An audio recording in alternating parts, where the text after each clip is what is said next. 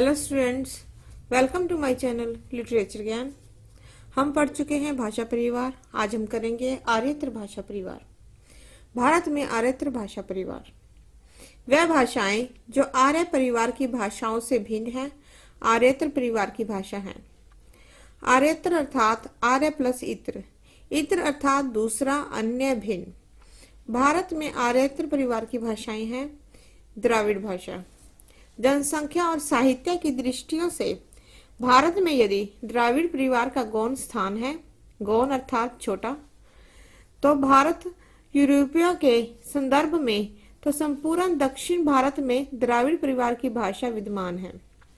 भाषाविदों के अनुसार द्राविड़ परिवार की 14 भाषाएं हैं। दक्षिण भारत में द्राविड़ परिवार की मुख्यतः 4 भाषाएं प्रचलित हैं: तमिल, तेलुगु, कन्नड़, मलयालम।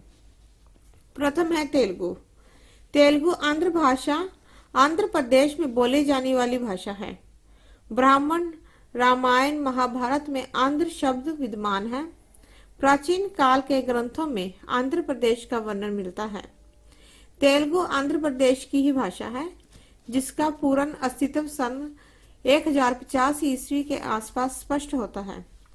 5वीं शताब्दी से ही तेलुगु में काव्य रचना आरंभ हो चुकी थी। तेलुगु का जो क्षेत्र तमिल के समीप है, उस क्षेत्र की तेलुगु पर तमिल का प्रभाव है। तेलुगु भाषा की अपनी लिपि है और उसकी कई बोलियां भी हैं।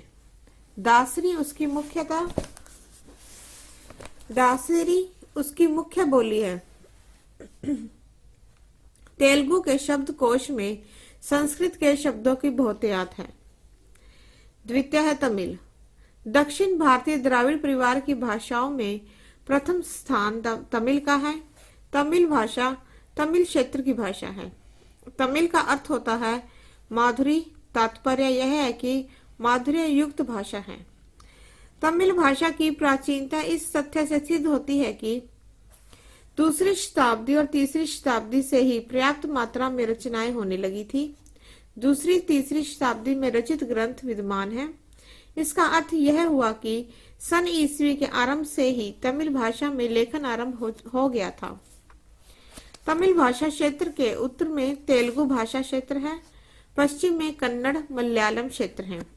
सिंहल अर्थात श्रीलंका में तमिल भाषा विद्यमान है।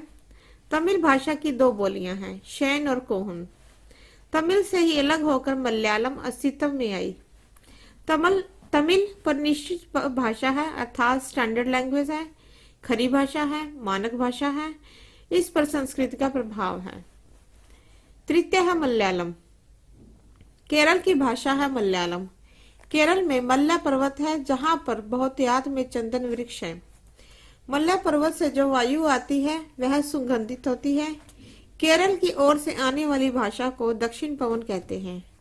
मलयालम भाषा का नामकरण इसी आधार पर माना जाता है। तमिल भाषा से मलयालम भाषा विकसित हुई। आरंभ में तमिल और मलयालम एक ही भाषा थी। सन 1000 ईस्वी के बाद मलयालम शब्द भाषा का अस्तित्व समाप्त होने लगा। मलयालम भाषा के शब्दकोश में तमिल के शब्दों की बहुतायत है। इसमें श्रेष्ठ साहित्य की रचना हुई। तक्षो शिवशंकर पिल्ले मलयालम भाषा के कथा सम्राट हैं। इन्हें साहित्य अकादमी से ज्ञानपीठ पुरस्कार मिला। धन्यवाद।